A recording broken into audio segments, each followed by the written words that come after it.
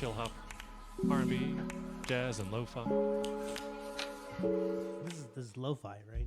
The stuff that they call. It's a lo-fi? mix, yeah. Yeah. So it's got everything. It reminds me of that thing on YouTube. If you ever put it on, that's like music to study for. You know what it is. lo-fi. Exactly. Lo-fi, Yeah, that's the lo-fi vibe. I don't know. It always distracts me. Every time that I put it on, I'm like, oh, this is nice. I could jam to this. And then I'm like, oh, wait, I'm supposed to be studying. Happens all the time. Well, so we've had some technical difficulties getting everything set up. It seems like we're doing okay. We're doing okay right now, anyway. How's everybody's week going? Stressful. A lot of work. A lot of work, a lot of school stuff. Yeah, a lot. You're doing your 5 classes. Yeah, it's a lot. Just going to mention that every single time. I mean, I'm not doing as many classes as him, but I got some stuff on the personal side going on. So it's been kind of stressful, too. But I'm getting there. Yeah. One day at a time. Well, you know it's not stressful, though. What's that? Somebody retiring.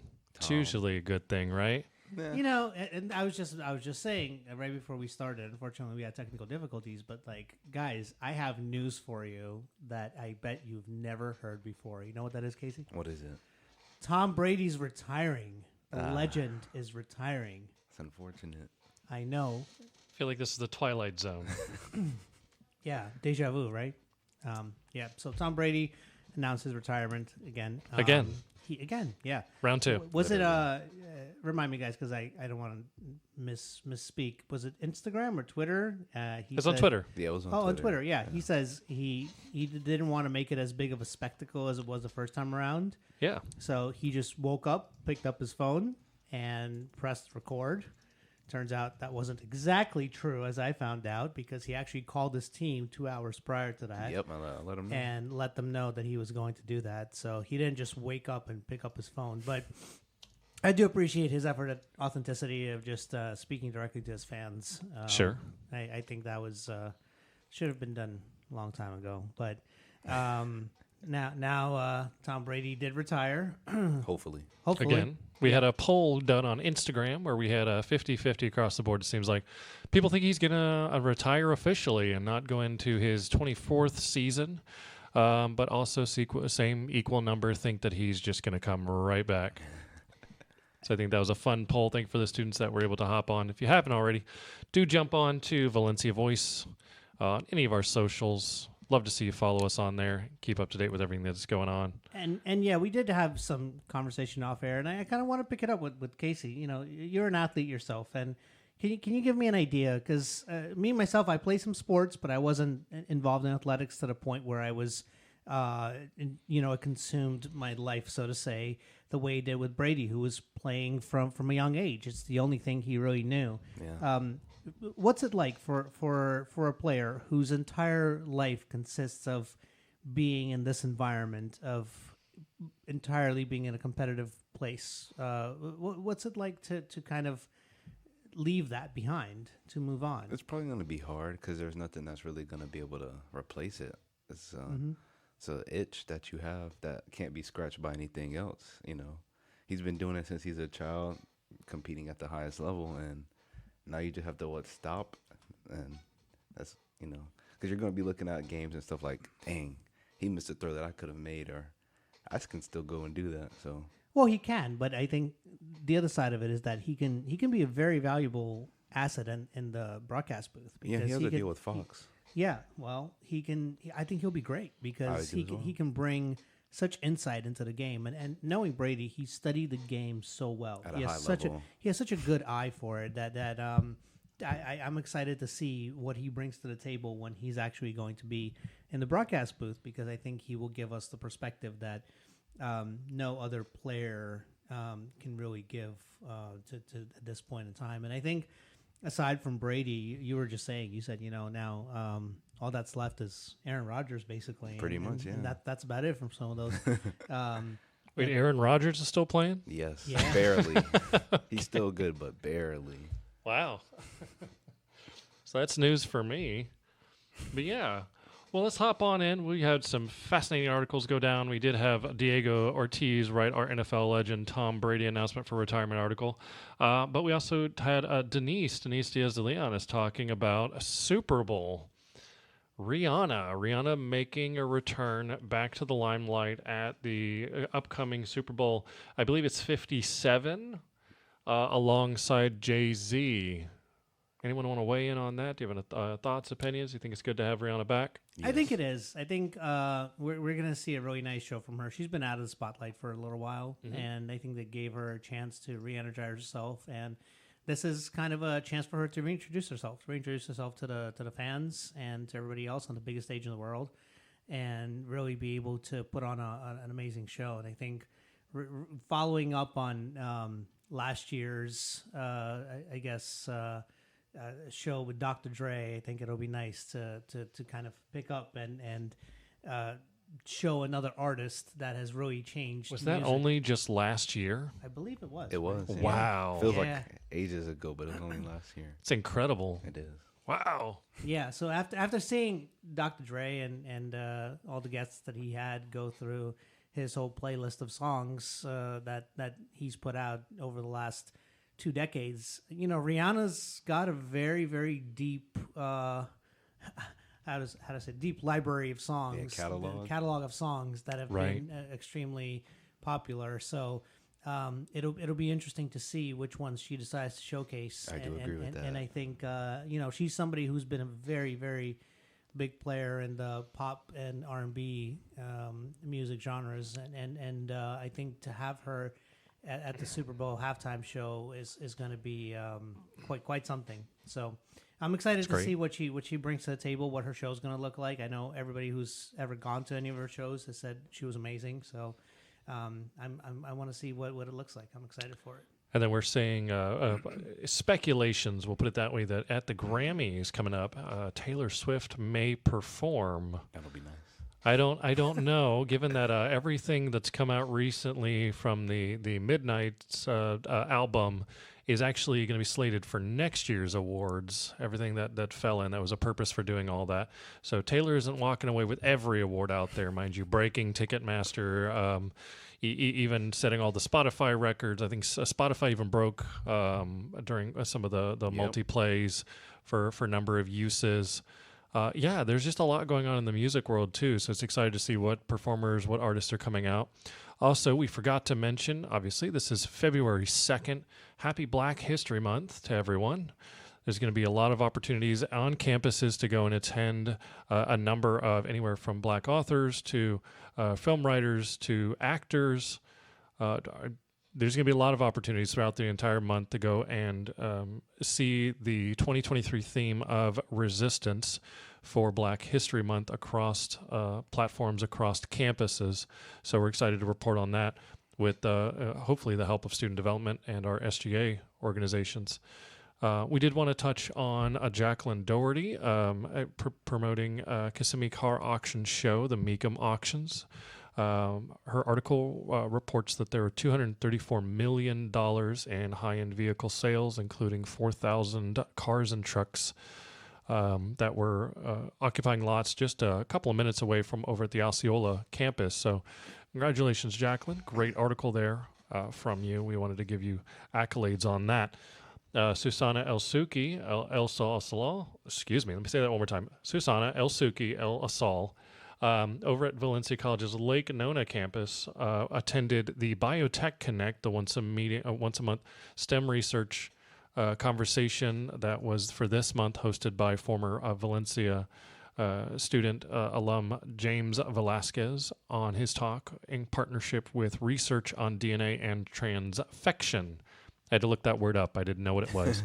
It essentially means like smashing DNA together to create goo. I didn't know what it was either, but I'm excited to say that people who do know what it means actually picked up Susanna's article. There was a blog, a biotech blog, that picked it up and asked us here at the Valencia Voice for permission to reprint, and I think we did. We absolutely gave permission. So it's cool. Congratulations to Susanna on getting into talking to the folks who actually do understand what it means. It's a big deal, and I'm sure in the future we'll probably be working with Lake Nona Biotech folks to see if they highlight any other speakers of interest, and we'll be sure to talk to them in the future as well. Right, and talking to people. Speaking of talking to people, we've talked to a lot of people this week, haven't we? Talking to the people we're talking, yes. Yeah, there's a lot going on between the Department of Education in Florida and our Florida governor, Ron DeSantis. Even more so recently, within the last couple of weeks, there's been speculations, and we'll say that there are ruminations of DeSantis doing anything from full disclosure of faculty that are part of the DEI spectrum, DEI course curricula, transgender medical services from state colleges and universities are being requested. We've seen the abortion ban at 6 weeks. That conversation has happened, and then mention of disbarring or removing doctors' licenses for providing what DeSantis calls sex change procedures to juveniles. There are just a lot of things that Governor DeSantis is doing right now. And also, don't forget, he did say that there's going to be a hearing on the Reedy Creek Improvement District as well in this legislative session. So Disney will also be on the chopping block. Which Disney's going to be up there for discussion on what happens with them and how the governance of Disney's property is going to be going moving forward. So right. Governor DeSantis is making a lot of moves very early on in 2023. And I think a lot of these moves, let's be honest here, a lot of these moves are probably related to his upcoming presidential run. Everybody's talking about it. I know he hasn't formally announced, I believe, but everybody knows that that's what his aspiration is. And I think he's definitely setting up the stage with all the things that he's doing to drive up the base that he's trying to appeal to. Right. Even some are saying that a lot of these statements, these moves, are going to be locked up in litigation. We know, for instance, Florida Supreme Court is holding on to any decisions on the 15-week abortion ban until that moment where there's a presidential run, possibly even to see if Ron DeSantis moves into that presidency. But yeah, you were able to, Ilya, you went out and you talked to President Plensky. You've talked to individuals. We've seen faculty and students weigh in. We've talked to the president of the college, Valencia College here, Dr. Kathleen Plensky, and gotten an idea exactly what's going on with the faculty coursework, the curricula that's being reviewed. There isn't a whole lot in terms of comparative to other schools in what is being reviewed for its diversity, equity, and inclusion guidelines. I'm curious to know, where are we going from here? You know, we've talked a lot about the statements that DeSantis has made regarding pushing what's called progressivist indoctrination, woke ideologies, trying to remove all of that out of the classroom to include, namely, one of the big talking points is the critical race theory concept, and any of its related tenets.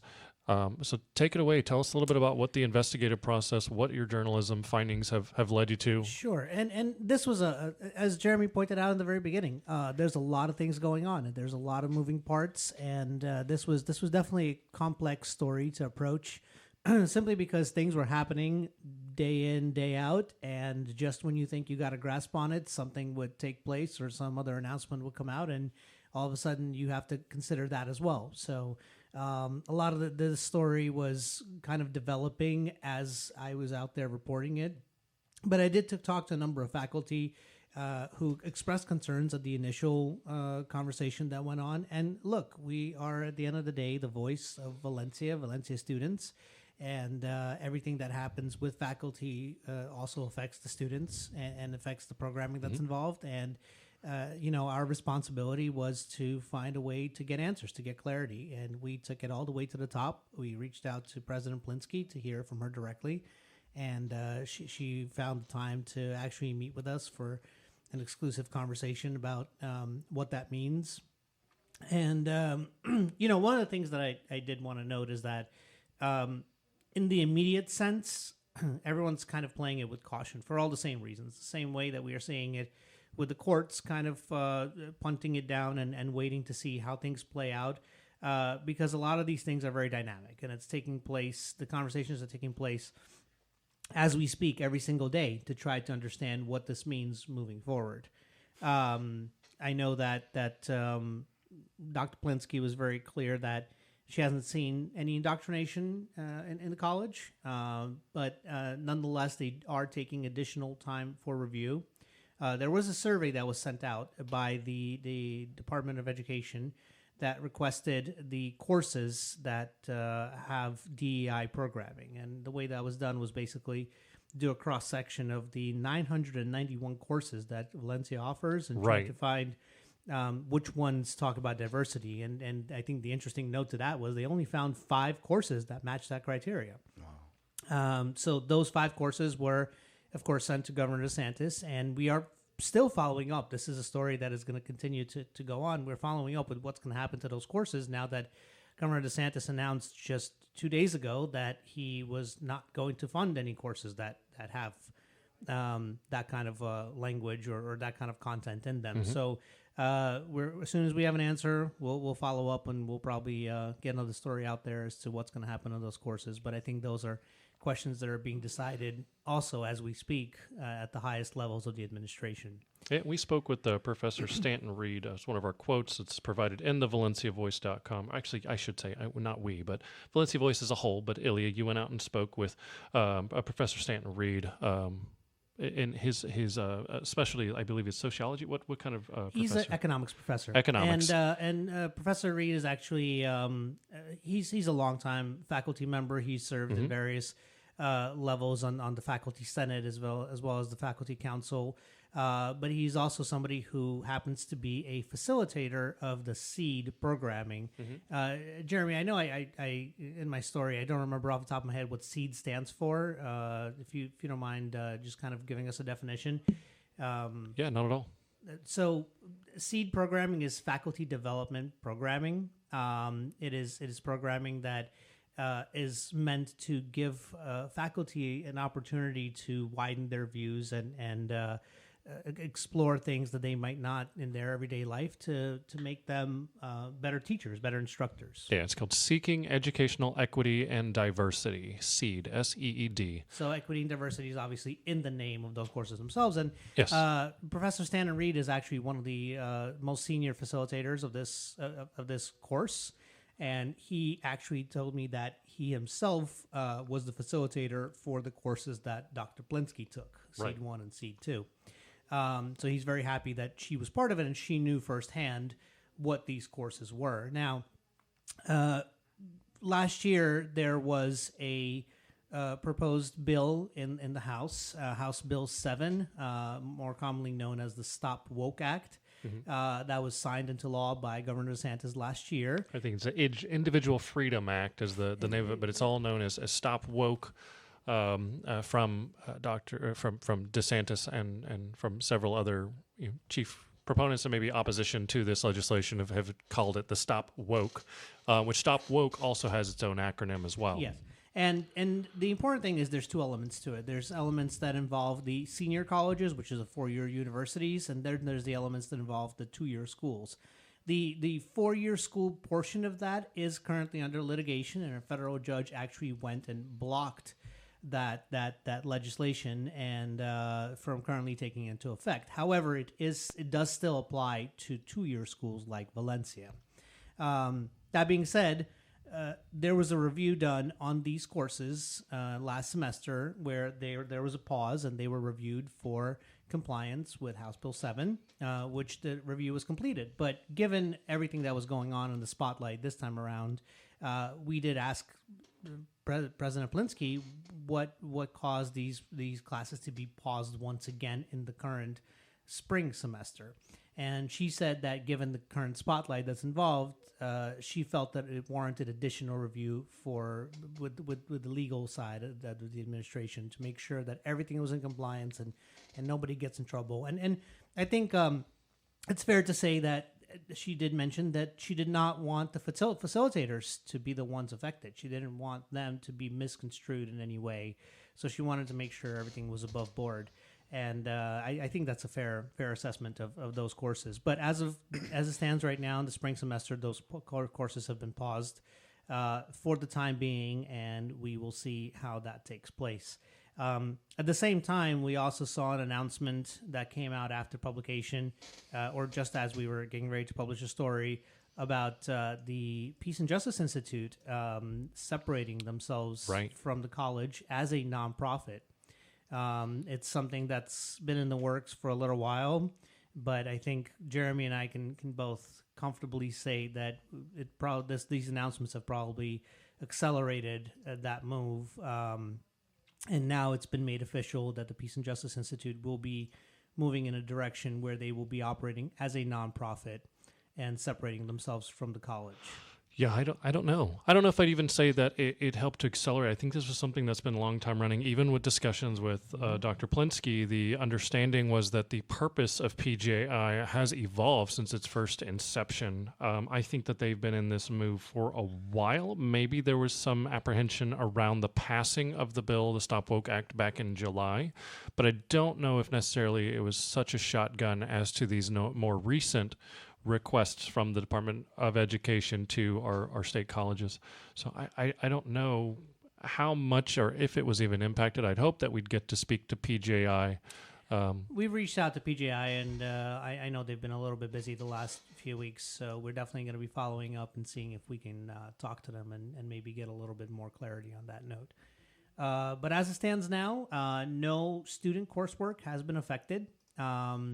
Even considering all of the announcements that have been made. I know there's also some talk that doesn't really concern Valencia per se, but an advanced placement African American history class was blocked by the Florida Department of Education. Mm-hmm. But what really prompted all of this was the presidents of the 28 two-year schools, state schools that are part of the Florida college system, I believe, that have issued a letter saying that the deadline of yesterday, actually that passed already, they would be removing any content, any objectionable content that would have mentions of, in essence, DEI. But it wasn't, it was very vaguely written to the point where actually Professor Stanton Reed made a good point. He said it is not written in a restrictive way. It does proceed with academic freedom. The only thing that it did mention was that if you discuss things that are more controversial, such as critical race theory, which truthfully doesn't really apply to the core curriculum classes that we have here at Valencia, it's more of a higher level course that would be discussing that. But those viewpoints should be presented objectively. And he said that's great. That pushes instructors to find ways to be more innovative with the presentation of the work that they do. So he sees it as a great challenge and as a great way to approach that. He says it's just saying don't come to a classroom compelling someone to think your opinion is the best opinion. We want you to offer multiple opinions so that so they can make decisions. That's when I'm walking away and saying, okay, kudos to them. That was from Stanton Reed on implementation of the Stop Woke Act. Requirements for removal of DEI from course curricula. Most definitely, and that's the idea. He says that it's not. He sees it as a challenge until he sees a further clarification or somebody who's going to tell him that he's doing something wrong. He sees this as an opportunity to broaden the views and to allow students to think critically, which I think Dr. Plinsky. President Plinsky has been very clear to say that she supports academic freedom, and that's the purpose of the school environment is to pursue those I guess challenging the norms and understanding, creating a broader understanding and exposing students to other viewpoints. The only, of course, caveat was being objectively. Now, the real question, I think, and the elephant in the room is, we can all say objectively, but objectivity is subjective. Who gets to decide? Who gets to say what may be indoctrination to me may not be indoctrination to you, Jeremy, right? Who's going to be the one who's going to be the judge of what this means, of who's going to interpret these things? Because we're throwing around a lot of words which do have charged meanings, and they mean different things to different people. It's a different vocabulary. When I was speaking to Professor Reed, we only have so much space on a page to write, but he did say that the academic environment works with a different vocabulary than politicians in Tallahassee do. And for them, certain words mean certain things, which might have a broader meaning for us at the academic level. They use words indoctrination and wokeness and things of that nature, and even equity, which many of you have seen Dr. Plinsky's email to the students saying that they're going to be evolving some of the language around that. And, all these words are now suddenly being interpreted in different ways, and not everybody's on the same page of how these words are being interpreted. You can't make everyone happy. Yeah, and that's ultimately the end all of it all. Now, one aspect that I do want to say as we kind of wrap this up is that 50% of Valencia College's funding comes from the state. So 50% of the funding that Valencia gets for all of its programming, student courses, campus programming, is basically controlled by the governor. And losing that funding would mean losing a lot of things that we take pride in and are able to do here on campus. Right. You can't. I mean, ultimately... You can't, but it's a delicate balance. A college dies if you don't have state funding. Exactly. So it's a delicate balance that we're seeing that the college administration has to toe the line here in order to go along with what the governor's wishes are, but also trying to not be restrictive with what the faculty and the students are able to do. Right. That's one of the defining characteristics of diversity in classrooms is the accommodations portion of it. As a veteran, as a disabled veteran, I am curious to see what rollouts will play into the course curricula regarding not just my accessibility, which doesn't seem to be impacted at all. To be fair, we have to call what it is, right? We talk about inclusion, but inclusion also includes military vets like yourself. And, we can talk about how conservatives very often tout the military as a strong point. We have to invest in the military. We have to support our vets. Why are we now looking into removing funding for programs that would help vets, that would help veterans reintegrate themselves into society and be able to help them succeed? Or in specific, we heard conversations just the beginning of this week with DeSantis referencing a number of exclusionary scholarships and citing specifically why are XYZ students not able to apply for these scholarships. I don't like that. I want to see that done away with.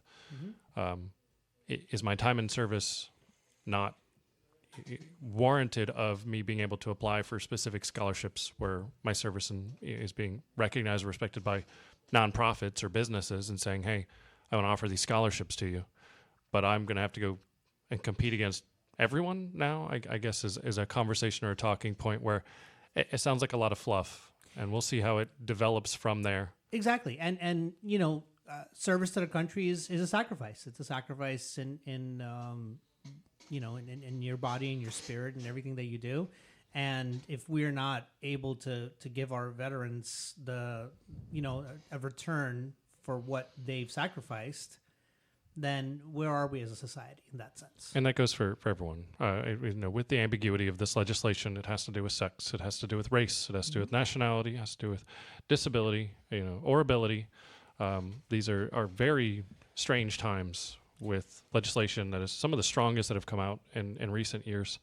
And look, I'm going to speculate here and give my own personal opinion. I think a lot of the things and a lot of the moves that we're doing here are exactly that. They're meant to be this all-encompassing kind of looking down threat. Not that it will actually pass through or become something tangible, but the mere looming threat of it is enough to drive that conversation. And I think and this is coming from the language. From the language, yeah. And I think as we see DeSantis with his aspirations for a presidential run, this is exactly what he wants. He wants that ambiguity, not because there's any action that's going to follow this, but because that ambiguity allows him to keep the conversation going and allows his base. He can fundraise off of this. He can go off of his war chest, as he likes to reference. Exactly. So just the mere announcements themselves are enough for him to put out ads or put out fundraising calls and raise money for his presidential run. So very often you see politicians will be saying certain things, not because they actually intend on following through, but because they want the mere threat of it, you know, the fact that people are standing up, they're protesting him. This is great because for him, this is an opportunity to say, hey, look, there's a fight here. I need to be able to put up with that fight, and I need to raise money for it. That bad publicity is still publicity. Absolutely. And you know, in conservative circles, anything that upsets the liberals and does that is a cause to celebrate. So I think that he's doing exactly what every politician, smart politician that wants to seek higher office would be doing at this kind of thing, and that's, you know, stoking the fire with all these things. And I think the actual end results that we're going to see over the long run aren't going to be as drastic as the announcements leading up to them. Cool, awesome. Casey, Yes. you've been awfully silent over there. You got anything you want to weigh in, or maybe we should shift and talk about your recent endeavor? You went out to PodFest 2023. Yeah. Take it away. Yeah, I went to Podfest. It wasn't bad. It was pretty good. Had a conversation with a few of the guys, just pretty much explaining what their programs were, how they help podcasters do like editing, shooting, and how like with the three of us, if all three of it was a program, I can't remember the name of it. I think I got a picture of it. I did. Like if I use his iPhone, your iPhone, my iPhone, we can all have like different angles. It was pretty cool. Like it integrates. Like it's a program Yeah. that takes all the different camera angles. We can do that with OBS here, the open Yeah. broadcasting It's pretty software cool. here. The way that he had it set up, it was crazy. And then you could just push a button in it, and it goes between the different visuals, or Yeah. you could use all three cameras at one time. Even if all three of us were through Zoom, it would just... Yeah, and right now we can't barely even get connected to the internet, much less... we are connected to the internet, but for some reason we can't connect to the radio station. So unfortunately, I've sent in a trouble ticket to the Offices for Information Technology here at Valencia College. I think they might be a dead end. This might be something to do with the streaming ability of us connecting specifically directly to the virtual, the digital radio station at valenciacollegeradio.com. But in the meantime, we went ahead and popped into Audacity. We use the Audacity program. We also have Reaper. So we'll be looking back and doing a playback. And it looks like, unfortunately, most of our Audacity recording is not going to be usable. This is all just way too low. And even when I speak, I am octaves above everybody else. Not octaves, but I am decibels louder than everyone else. But it was a valiant effort for us to at least get engaged with our community. And we've got our Instagram. We're on Instagram right now going live. Do you expect to go back to PodFest? Was it something enjoyable, or what would you recommend to students who would be interested in possibly pursuing a degree or aspirations to be a podcaster or create a podcast in the future? I think if you want to be a podcaster or some type of like creator with radio, it's very good to go learn like the different technology, the different apps and stuff that they have for that. So I'd recommend it for that. But if you're like just going just to look, I don't think I would do it. Yeah, just got to be very specific. It's a very catered event. You have to know what you're looking for and know what you want. Okay, to awesome. enjoy it. I think the interesting thing about PodFest that you were just talking about is just looking at how technology has evolved. Yeah. Just seeing that you're able to make content. You're able to make either a podcast show or even TV show with just an iPhone and a microphone or Zoom. Mm-hmm. It's so fascinating because just looking back 10, 15 years ago, you would have needed a professional broadcast studio Yeah. to be able to put on any of that together. So to see that the evolution of that, I think is really great because again, it allows more voices to be spoken, more Could do it voices on to be heard. a relatively cheap budget. Yeah, Yes, you can. Does it also? Squeaky chairs and all. Yeah, does it also diversify the content and it'll be harder for people to make money that way? Yeah. Yeah, 100%. We can. That's a conversation for another day. But I think just the fact that it's so much more accessible than it used to be is exciting because now anything you're passionate about, you're able to convert into actual, real, good-looking and good-sounding content. Yep. And there's folks out there that can help you achieve that. And I think PodFest is a great example of that. So coming up, me and Casey are going to be going to what was it? The agro farm. The agro farm. Yeah, so that's going to be coming up next week. Next Friday. Yeah, next week we're going to be going to that. So maybe not next show, but the following show we'll definitely come back with some feedback on what that went like, and that's going to be a collaborative project between Valencia College and UCF on going to various places. And I think one of the places that they mentioned was we're going to be going to the soccer stadium. To my knowledge, Yeah, check the out the turf field. checking out the turf and the field that is over at the Orlando City City Soccer Stadium. And I might ask you guys to do another introduction since we've been on live since we've been live at Valencia Voice on the Instagram. Go ahead and give us your names. We did have a question come in. Is who is that guy that just keeps talking? I thought it would be Ilya Arbit. So he's one of our reporters. He's recently wrote an article about the governor and college presidents discussing at length about the decision to remove DEI as well as defund course curricula that encompasses diversity, equity, and inclusion.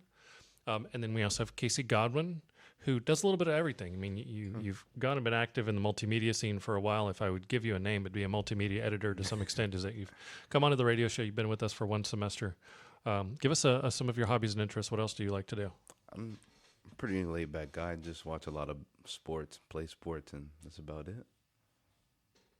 Awesome.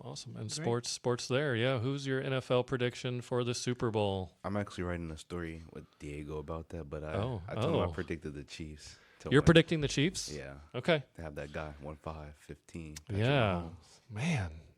No, best of 10? Best of top 5 quarterbacks? Top 5 quarterback all time. Okay. That'll be fascinating. And there's also going to be an email out as kind of a precursory warning to anyone regarding phishing emails going across student campuses, student email domains, excuse me. So look out for that as well on some tips and guidance to avoid trying to give these people your personal information. We're going to be following up with the Department of Education's DEI guidelines and anything that comes out from Ron DeSantis in regards to Valencia College as a whole, how it falls under the HB7. So stick with us there. We may also hear from Giselle, one of our new writers on East Campus Book Nerds. If you have any stories you'd like to cover, I missed one more. So Zainab is going to be writing about Pooky's 11th year. Pooky's Pantry is the food service on campus that allows students to go and receive up to 20 individual items per day from the food pantry. So if you'd like to either donate or if you'd like to go into Pooky's Pantry, there are ones located on each campus. You're more than welcome to look up student development. They'll have the listings and locations of Pooky's Pantry for those students that are food insecure. Zainab is going to be writing a story for us on that. Expect to come all of those stories and more to come out in the next coming weeks. And what else did we miss? I think we covered everything. Well, we did miss today, actually. The day we're recording is Disney Day here on campus. Yes, it is. I think Jeremy was the one who attended. I didn't get a chance to get on campus until our actual show was about to start. So maybe Jeremy can kind of fill us in on what that was like. And I know we have a story coming up about that as well from I believe it's one of our writers who's worked with us before. She's going to be give me 1 second, I'll tell you who it is. It's Aya. Aya, yes. Mm-hmm. Aya's going to be writing a story about that, and I did see some pictures that she shared. What was that like, Jeremy? Yeah, well, I'll hop off here. Because I've got to hop off because we're going to close out our Instagram at this time. I do have to hop off because in order to do that, I'm going to have to read off my phone, and that's where I'm streaming the Valencia Voice discussion from. So on behalf of everybody, it's Ilya, Casey, and myself, Jeremy Gottschalk. I thank you for joining us. Do tune in next week. We'll be on the radio station again, and then we might do another virtual live social media broadcast as well if we can manage it. So thank you all.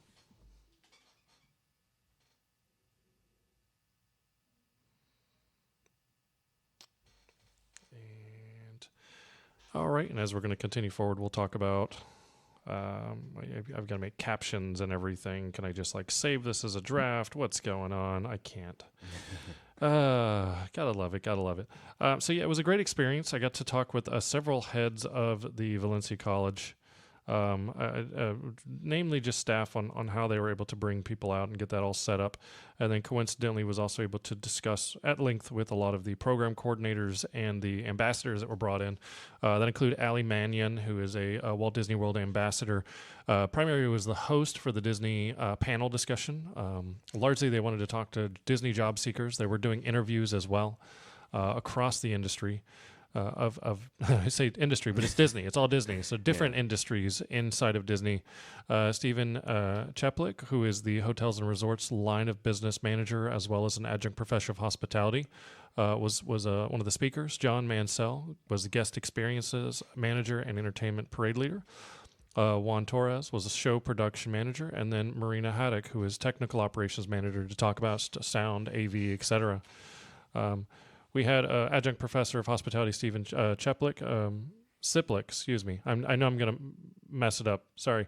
But one of his quotes was, finding out what your interest was. This was about his own personal journey of having no clue what he wanted to do with his life. He wasn't the best student, went to high school, went to college, then took a few years off. Came into hotels and housekeeping at Disney, and then it was one of the most valuable roles he'd ever taken. And that's where it started his journey. Started from the bottom. Now we're here. In discussions for pivotal experiences, Marina Haddock worked as a lighting designer for a decade, went to Germany, didn't like it, and decided to pivot and assume a leadership casting role, and then got into management. The path that had taken her down has expanded her horizons. We had John Mansell talk for a little bit about what's the difference between leadership and management, and he said fundamentally the words managing is dealing with what's laid out in front of you. A leader has trajectory, movement, and direction. It can be a business. A lot of our frontline leaders, fundamentally, a leader is driving on the move and going forward. Managers, they show up and they deal with things, and instead of the motion. So we do have an audio soundbite. We'll go ahead and play that here from some of our students and what their expectations were, how they enjoyed it. Yeah, if you give me your name. Raul Orlando Lozada Ramos. Awesome. And then how did you like the experience? I enjoyed the experience. It was cool to just get a peer into just kind of the Disney management world, and to actually have a nice, pretty diverse in thought and career path. Just group of people explain to us what it's like, generally speaking, at Disney. I thought that was pretty cool. Are you going to be applying? Have you applied for? Yes. What field are you going into? If you would give me your full name and then your age. We also had Yari Colon. My name is Yari Colon. I am 31, and I just turned 31, and I am an AV student. I came today to see the technical cast members, but it was a lot of good information, so if anybody can come out to see another panel, I would recommend it. Awesome. And did you apply for jobs today? I did. I applied for the technical field, so the entertainment tech. So hopefully we're going to talk with Mariana and see if I can get the interview today. That's awesome, and good luck to Yari for being able to get that interview. Yeah, good luck. And then here was just a little bit of what happened at Disney Day. The person is standing in the front that's basically spilling what you need to learn. Learn from their experiences. A lot of your professors, especially here at Valencia, many of them may have a regular full-time job, like working at Disney, right? Or at Universal or elsewhere, right? And then this is an opportunity for them to share their experience, learn from them. Go to your career centers. You've got lots of fantastic resources right at your fingertips to help you understand what that path is and to put you in touch with people that can get you there, right? This is a great opportunity to get in touch with even us, right? We touch very different parts of the Walt Disney Company and Walt Disney World, and there may be opportunities that we can help direct you to as well. I'm a casting here. And that was Stephen Seplik. That was the adjunct professor of hospitality, I believe, downtown campus, is where most of the classes are. Yes, it was an amazing experience to get to go out there, listen to the Disney folks pitch and promote all of their different aspects, from audio, video, to hospitality to performing, even entertainment were there and present. Then thanks to the Walt Disney World ambassadors for showing up and being able to promote and really talk to students at length. There were approximately maybe roughly around 80 students that attended that panel discussion over in the SAE building, in the PAC building. So if you have any further information that you'd like to reach out to, you can always talk to the career counselors as well as any of the student development groups for follow-ups to the Disney Day events, including maybe potential interviews that were conducted. Good luck to everyone who applied. I also heard from Raul that he was applying for attractions, so we wish him good luck on that wait list once he gets his word back to be able to putting people on those rides. What's your favorite ride at Disney? To be determined. To be determined? Yeah, to be determined. Honestly, and I know this is going to sound strange because we do talk a lot about Disney. I was never a big fan of Disney itself. I actually prefer Universal a lot more. Okay. They just have more fun experiences. But honestly, I think the one that just got closed for renovation, Splash Mountain, I really did enjoy that, but they closed it down for renovation. It was a good ride, and I guess my experience with Disney particularly is not so much the rides themselves as the ambiance. And the one thing that Disney does really well, and I think a lot of the cast members would say is, it goes back to Walt Disney's original idea is creating the idea of a theme, right? So the way that you can go there and just immerse yourself in this, and I love going to Epcot and just walking through each of the lands and looking at all the little details they get done, and that's probably the one thing that I can say. But I'm looking forward to seeing what the renovation of Epcot's going to look like with the new Tron coaster is going to be coming out. I'm actually going on that. Are you? Are you? I got invited to go as well. Yeah, I have a coworker that works at Disney as well, and she's like, I think on the 26th. Going to the cast preview, right? Yeah. Yeah, I think so. Small window that's going to open. Very excited. Yeah, I am hesitant. I'm going to be getting a service animal, and I have not been back to the park since I've had a couple of really bad episodes with anxiety, and I'm trying to be mindful and watch out, especially around big crowds. But I feel like that would be one of the few times where I would actually get to go to a park and not have to worry about being smashed into a long queue for a long period of time. Yeah. Well, you guys have better friends than I do because I was not invited to any of those things. So I'm looking forward to what you guys say about it so that I can stand in the long queues and enjoy it. Yeah, maybe we need to do a review of the newest ride. How about that? That wouldn't be bad. Well, with that, I didn't get to say mine. Mine is Flight of Passage. There we go. Oh, that was a very good ride. It's one of my tried it favorite for the first rides, time. period. I think it's the best, one of the best experiences of attractions out there, period. So yeah, and with that, my name is Jeremy Gottschalk, editor-in-chief here at Valencia Voice. Please be sure to follow us on social media, valenciavoice.com, or on socials, Twitter, Facebook, and Instagram at Valencia Voice. Be sure to reach out to Denise, DENISE, at Valencia Voice for interests in public relations, media collaborations, or story ideas, or reach out to Ilya Arbit. We do have a Slack channel where we do continue to push out most of our story ideas and discussions. We'd love to continue to have you be a part. If you're a student at Valencia College or a club or organization that would like to be featured, similarly, reach out. We'd love to help cover your story and be the voice of the students. Go ahead and give a little quip, a little sign off from you two as well. Goodbye, everybody. All right, take care, everyone. So yeah, managing editor, as Jeremy said, don't reach out to us. We're here to tell your stories. Did you say don't reach out to us? I said do reach out to us. We're here to tell your stories, and we're always available. Let us know what's going on in Valencia. We're here for you. Yeah. I don't know why I can't hear the audio, but we're going to cut to. Oh, there we go.